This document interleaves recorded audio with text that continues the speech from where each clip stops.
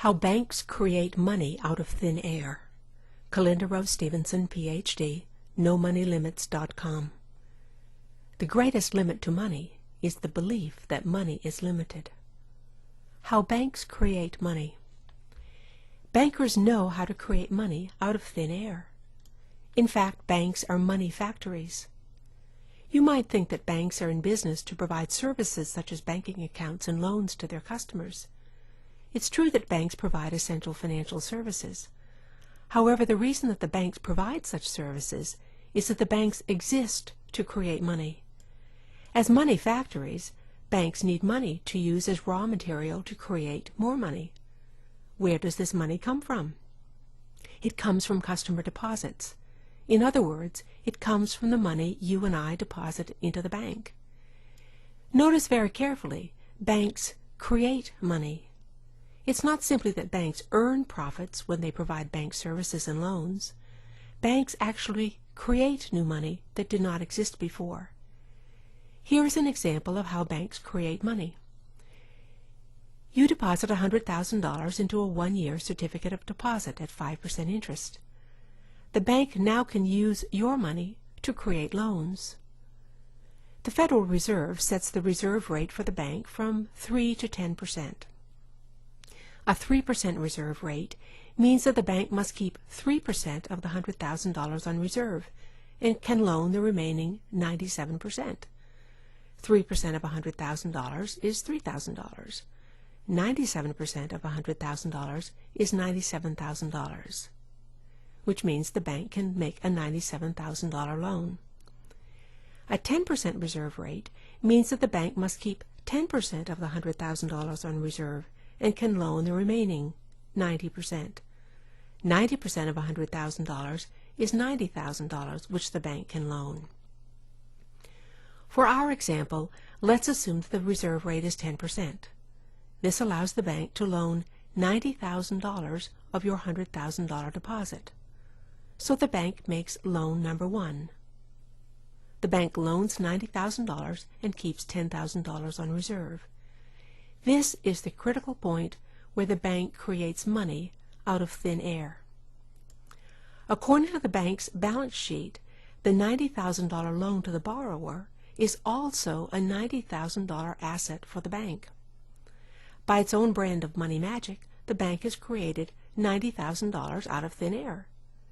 But the process does not stop here.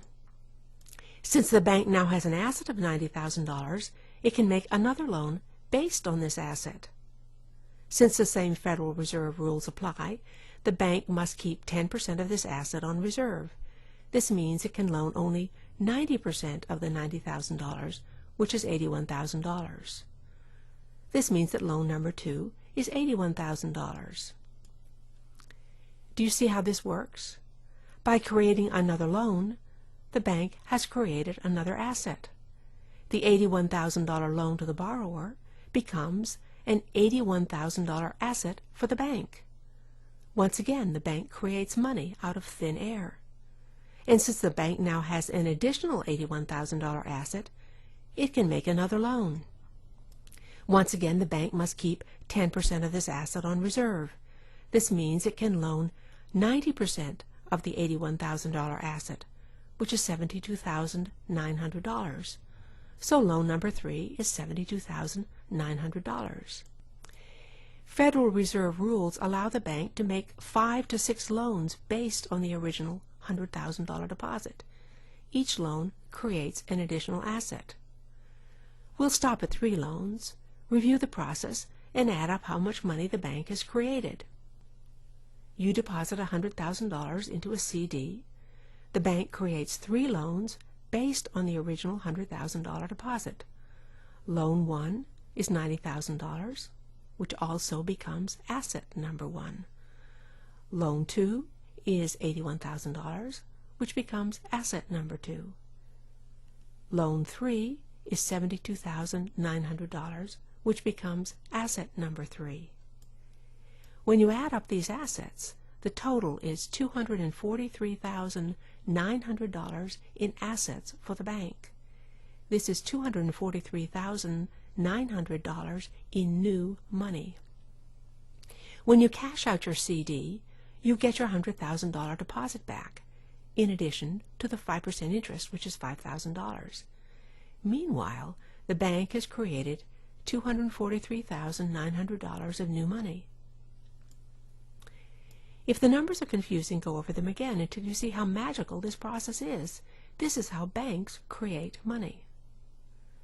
To make this point, I have oversimplified the process. A bank doesn't really make a series of separate loans based on a single deposit. Your deposits become part of a pool of money the bank can use to make loans. But this oversimplified example demonstrates how banks create money out of thin air. A bank manufactures money by using the deposits of customers to make loans. The loans become assets, and the assets turn into money. What difference does it make to see how banks use money to create money? You and I can't do what banks do by loaning on the same money more than once. The real point of this example is to take some of the mystery out of money.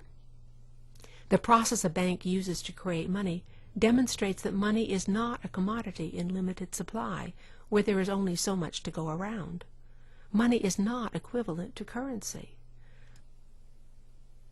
Money is created in money-making transactions, which means there is no potential limit to money. So if you want more money, think the way bankers think. Ask how you can use money to create more money. If you really think the way bankers think, you will use someone else's money to create more money. I leave you with this critical idea. The greatest limit to money is the belief that money is limited. Kalinda Rose Stevenson, Ph.D., NoMoneyLimits.com.